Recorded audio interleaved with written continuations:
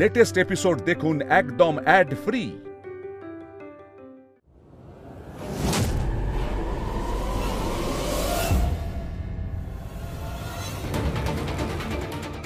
কি বালিশটা এভাবে পড়ে গেল কি করে? সর্বনাশ, তাড়াহুড়োয় বালিশটা মাটিতে ফেলে দিয়েছি। ডাক্তারবাবু, মায়ের বোধহয় জ্ঞান ফিরেছিল, হাত পা নাড়িয়েছিল, তাই বালিশটা মাটিতে পড়ে গেছে। অসম্ভব, আপনারা যা ভাবছেন সেটা কখনোই সম্ভব না। উনি হাত পা নাড়াতেই পারেন না, কারণ উনি কোমায় চলে গেছেন।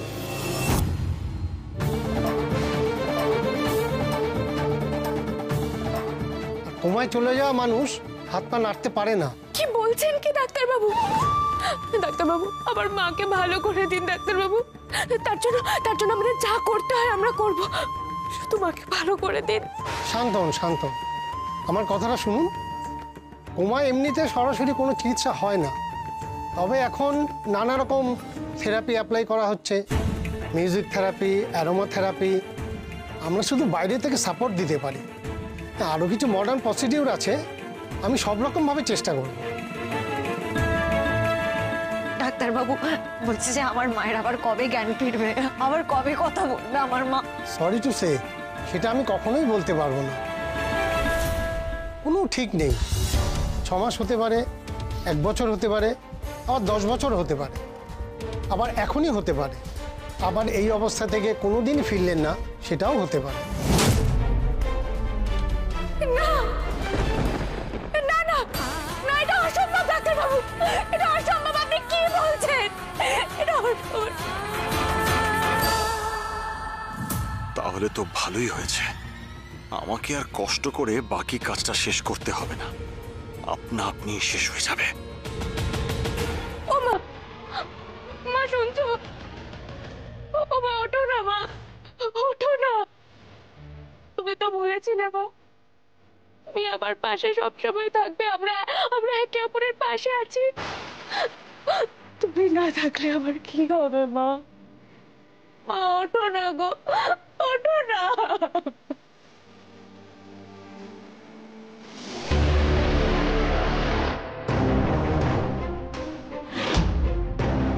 তোমরা এত কান্নাকাটি কেন করছো? শ্রীমতী কেমন আছে সেটা বলো আগে।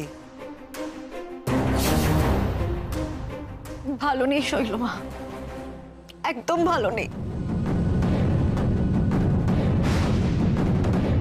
তো ভালো খবর, কিন্তু তান্ত্রিক বেটা গেল কোথায়? অপদার্থটা শ্রীমতীকে যে মারতে পারেনি সেটা তো বোঝাই যাচ্ছে। পালালো কোন দিক দিয়ে সেটাই ভাবছি।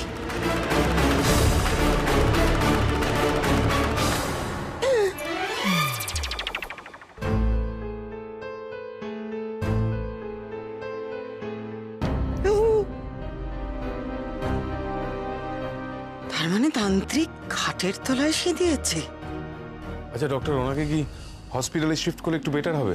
সে আপনারা দিতেই পারেন, তবে আমার মনে হয় হাসপাতালে রাখলে আলাদা করে অবস্থার কোনো উন্নতি হবে না। বাড়িতে তবু কাছের মানুষটা পাশে থাকবে। সবই কপালের দোষ, কপালের দোষ, মেনে তো নিতেই হবে, আর তো কোনো উপায় নেই আমাদের। মানবো না, মানবো না আমি। এক এক করে আমার ভালোবাসার মানুষগুলো আমাকে ছেড়ে চলে যাবে, আমি কিছুতেই হতে দেব না, কিছুতেই না। আমি যেভাবে হোক মাকে সুস্থ করে তুলবো, ভালো করে তুলবো। বেশ বেশ গৌরী, তুমি যা করার করো, কিন্তু এতজন মানুষ মিলে একজন অসুস্থ মানুষের ঘরে ভিড় করা এটা একেবারেই ঠিক নয়। এটা কি ঠিক বলো? হ্যাঁ, তা তো বটেই। ওনার যাতে ইনফেকশন না হয় সেই ব্যাপারে আপনাদের খেয়াল রাখতে হবে। আমি যেগুলো রুটিন মেডিসিন দিয়েছি সেগুলো চালু করার ব্যবস্থা করুন, তারপর দেখা যাক কি হয়। যাও যাও, ঘর ফাঁকা করো, এখন শ্রীমতীকে সাবধানে রাখতে হবে তো আমাদের। হ্যাঁ হ্যাঁ, সেই ভালো।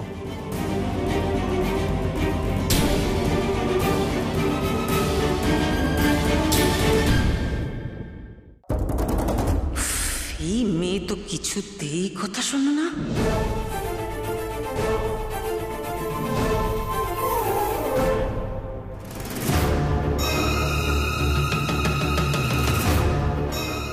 আছি তো, আমি ঠিক করে দিচ্ছি তো। তুমি যাও এখন এখান থেকে, যাও যাও।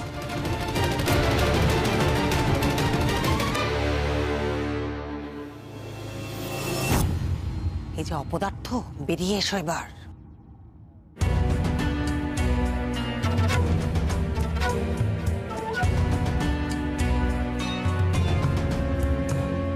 চলো।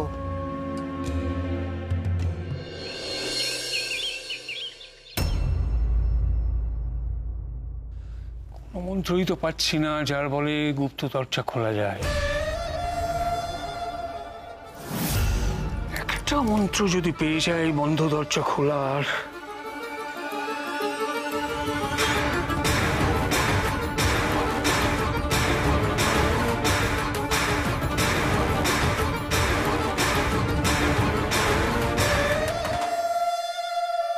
ওকে গো, এসব কি করছো তুমি?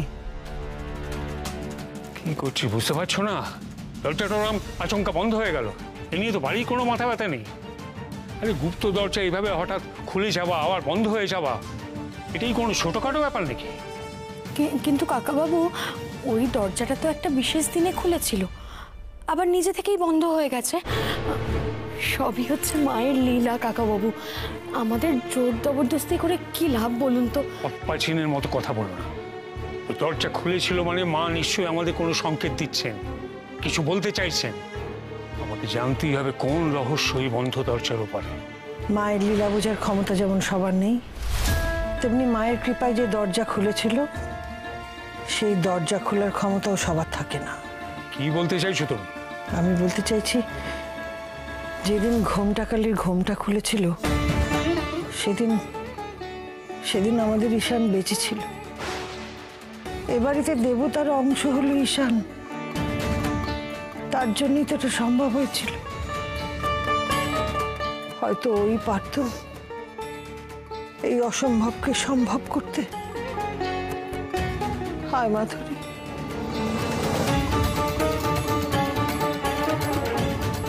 তাহলে কি অরুন্ধুতের কথাই ঠিক? একমাত্র ঈশানই পারত এই দরজা খুলতে, কারণ গৌরীর পক্ষে তো সম্ভব নয়। ও তো আমাদের পরিবারের, আমাদের বংশের মেয়ে নয়।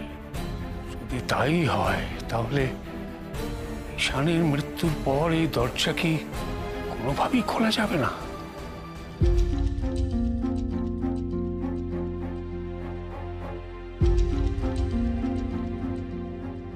দেখুন, এই পেশেন্টকে তো কিছু খাওয়ানো যাবে না, ওষুধপত্র সব ওর স্যালাইনের মাধ্যমেই ওর শরীরে যাবে। আমি যখন থাকবো না, এই দিকটা খেয়াল রাখবেন আপনারা। আচ্ছা।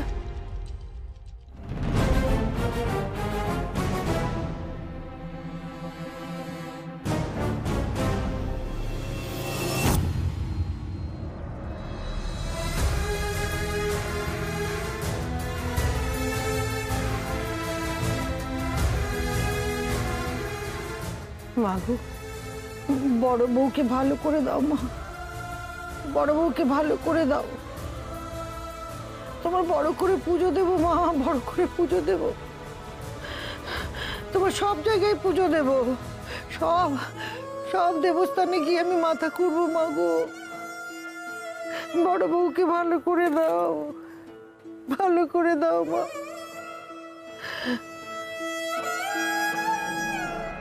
গৌরী, দেখবি বড় বউ ঠিক ভালো হয়ে যাবে।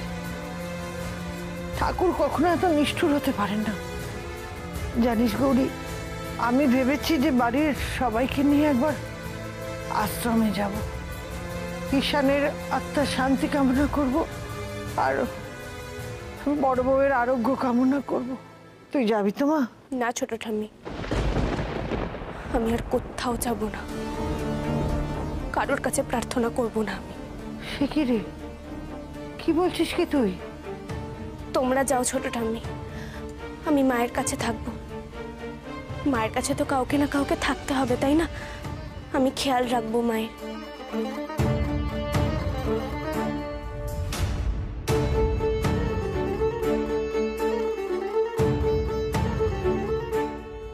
হ্যাঁ রে গৌরী, যাকে তুই মা বলিস, মা বলতে অজ্ঞান, তার কাছে তুই একবারও যাচ্ছিস না, তার উপর তোর এত অভিমান। ঠিকই বলেছো ছোট ঠাম্মি, তার কাছে তো আমাকে একবার অন্তত যেতেই হবে। আমি যাব মায়ের কাছে।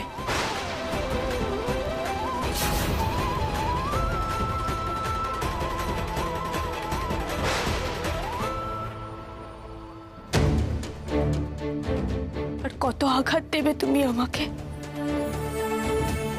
কত? প্রথমে ডাক্তার বাবু, তারপর মা। আমি যাদেরকে একটু আঁকড়ে ধরতে চাই তুমি তাদেরকেই কেড়ে নেবে, তাই না? এমন পাষাণ তুমি। তবে তুমি ভেবো না আমি তোমার কাছ থেকে কিছু চাইতে এসেছি। তোমার পুজো করা তো আমি কবেই ছেড়ে দিয়েছি। তুমি কি ভেবেছো তোমার উপর রাগ করে বা অভিমান করে এসব করছি?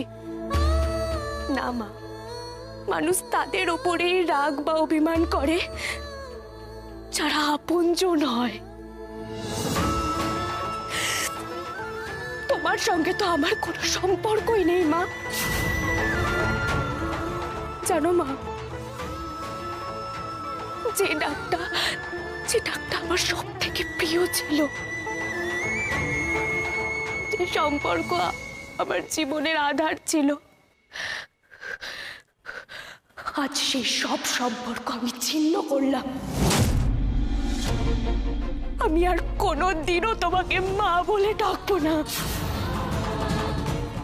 আমি ভুলে যাব, আমি ভুলে যাব আমি নিজেকে তোমার সন্তান ভেবেছিলাম। আমি তোমার মেয়ে নই মা, তোমার মেয়ে নই আমি।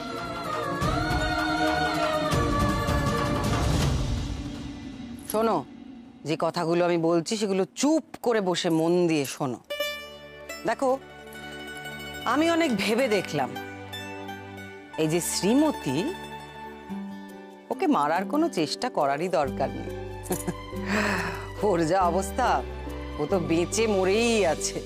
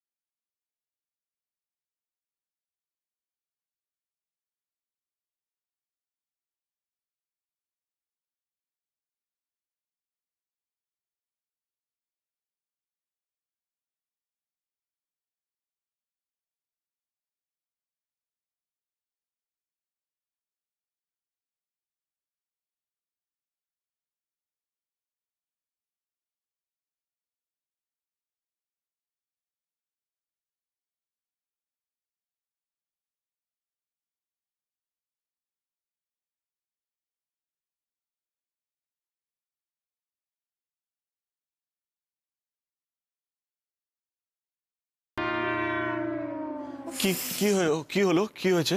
কি হলো মানেটা কি? আমার মুখের দিকে ডাক ডাক করে তাকিয়ে কি দেখছো? এতক্ষণ যে কথাগুলো বললাম সেগুলো মগজে ঢুকলো কিনা? আমি এখন যেটা বলছি সেটা ভালো করে শোনো। আমি কয়েকদিনের জন্য বাইরে যাচ্ছি। এ কদিনে এমন কিছু করবে না যাতে ধরা পড়ে যাও, বুঝেছো? আপনি চলে গেলে আমার কি হবে? কি আবার হবে? এতদিন ছিলে মন্ডতান্ত্রিক, এখন মন্ড পুরোহিত হয়ে থাকবে, হবে। আর শোনো, মন্ত্রগুলো ভালো করে মুখস্থ রাখবে, বুঝেছো? আমার ভেতরটা যে কি হচ্ছে, আমি যে আপনাকে যা চলে গেল।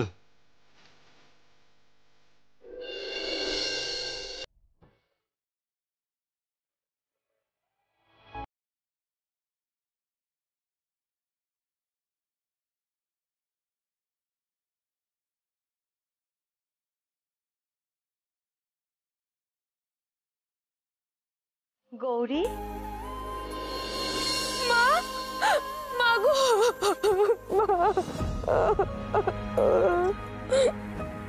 মা তুমি এসেছো? কেমন আছো তুমি? মেয়ে কষ্টে থাকলে তার মা কি ভালো থাকতে পারে? আচ্ছা মা, বাবাকে তো দেখছি না, বাবা আসেনি, তুমি একা এসেছো? কতদিন তোকে দেখি না আমি মা। আয় আমার সাথে, আয় বস, আমার কাছে একটু বস তো। কতদিন বাদে দেখলাম তোকে। বুঝতেই তো পারছো মা, এই কদিনে কত কিছু ঘটে গেল। আমার কপাল পুড়েছে যে মা। আর তার উপর জানো, আমার শাশুড়ি মাও খুব অসুস্থ গো। দুঃখ কষ্টের সময় তো মেয়েরা মায়ের কাছে ছুটে আসে গৌরী। মায়ের আঁচল মেয়েদের সমস্ত জ্বালা যন্ত্রণা সব কিছু দূর করে দেয়। এই সময় তো তুই বেশি করে আমার কাছে আসবি, তা না তুই আমার উপর রাগ করে আমার থেকে দূরে সরে রয়েছিস। কি বলছো কি মা? তোমার উপর আমি রাগ করতে যাব কেন? কতদিন তোর মুখে মা ডাক শুনিনি গৌরী। একবার আমাকে মা বলে ডাক। কি হয়েছে তোমার? এই তো তোমাকে এক্ষুনি মা বলে ডাকলাম আমি। অমন করে নয়, আগে কি সুন্দর গান গাইতিস তুই, মায়ের গান। ওই গানের মধ্যেই মা ডাক থাকতো। কতদিন তোর গান শুনিনি, আমাকে একটা গান শোনা না গৌরী। কিন্তু আমি তো আর মায়ের গান গাই না, গান করাই ছেড়ে দিয়েছি। গলা দিয়ে আর সুর আসবে না আমার। কি এত ভাবছিস গৌরী? গান গা। তোমার জামাই চলে যাবার সময় আমার গলা থেকে গানটাও নিয়ে গেছে, আর ইচ্ছে করে না গান গাইতে। গান গাইতে কেউ ভোলে না গৌরী। তোর গলায় যে সুরের বাস, আমার মনটা খুব অশান্ত হয়ে আছে। আমি ভাবলাম তোর মুখে গান শুনে মনটা একটু শান্ত হবে। এবার তুই ভেবে দেখ কি করবি তুই। যার জন্য এই গান করতাম তাকে তো আর কখনো গান শোনাবো না আমি, বরং আমার মাকেই গান শোনাই। মা যখন এত করে গান শুনতে চাইছে।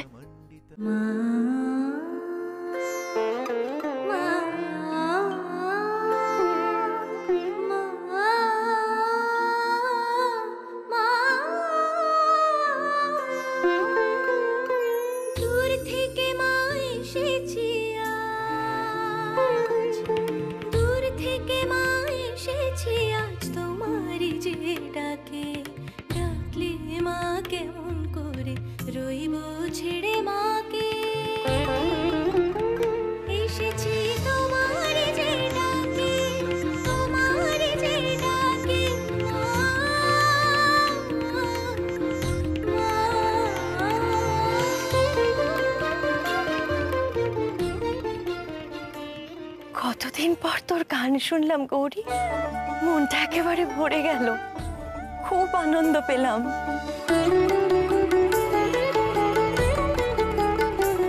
কি হয়েছে মা, অমন করে তাকিয়ে আছো? বলবো? বলো না। আমার বড্ড খিদে পেয়েছে রে গৌরী, আমাকে একটু খেতে দিবি মা? আজ মায়ের কি হয়েছে? মা তো এ বাড়িতে এসে কিছুই মুখে দিতে চায় না। কি সুন্দর একটা খিচুড়ির গন্ধ পাচ্ছি। খিচুড়িটা তো ওনাকে নিবেদন করার জন্য। ওনাকে মানে কাকে? ওই যে উনি, ওনাকে। আমার খুব খিদে পেয়েছে, আমি ওই ভোগটাই খাবো। ভোগটা তো এখনো ওনাকে নিবেদন করা হয়নি, তোমাকে কি করে দেব? না না না না, আমাকে ওই খিচুড়িটা খেতে দেই না গৌরী। ভোগ নিবেদনের আগে মা সেটা খেতে চাইবে, এ তো আমি ভাবতেও পারিনি। অবশ্য একদিকে ঠিক আছে, ওই ভোগ আমি মাকেই খাওয়াবো, আমি তো আর ওনাকে ভোগ খাওয়াতে যাব না।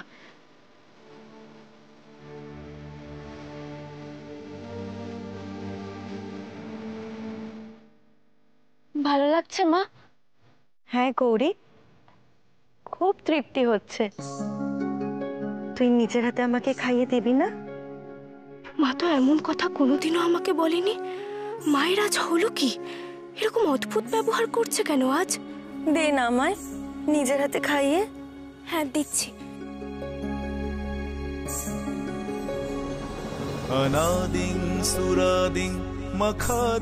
কতদিন পর এত তৃপ্তি করে খেলাম আজ। মানে? গৌরী, আমাকে একটু হাত ধোয়ার জল এনে দিবি মা? এনে দিচ্ছি মা।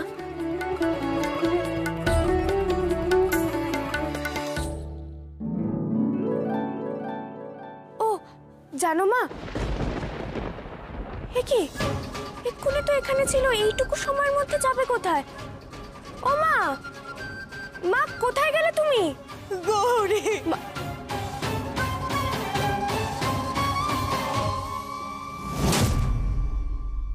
গৌরী রে, গৌরী, গৌরী। মা তুমি তো এক্ষুনি এখানে ছিলে, তুমি বাবার সঙ্গে এলে কি করে? আর এরকম তো কান্নাকাটিও করনি। আমি তো আগে এখানে আসিনি মা। কি বলছো তুমি? তুমি তো ওখানে বসেছিলে, তুমি বললে আমার খিদে পেয়েছে, খেতে দে। আমি তো নিজে হাতে খাইয়েও দিলাম তোমাকে, তুমি ভুলে গেলে? কি সব বলছিস তুই? হ্যাঁ আমি? তুমি না তো কে? তুমি তো বারবার বললে আমাকে মা বলে ডাক, মা বলে ডাক। আমি আর কোনোদিনও তোমাকে মা বলে ডাকবো না, আমি তোমার মেয়ে নই মা।